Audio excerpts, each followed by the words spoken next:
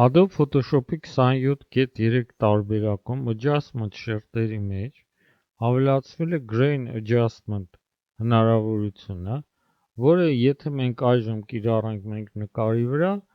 ապա դուք կտեսնեք, որ կավելանա այդ կարգավորման շերտը։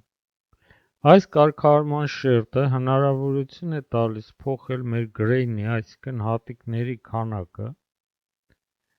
Բացի դրանից մենք կարող ենք փոխել նրանց չափը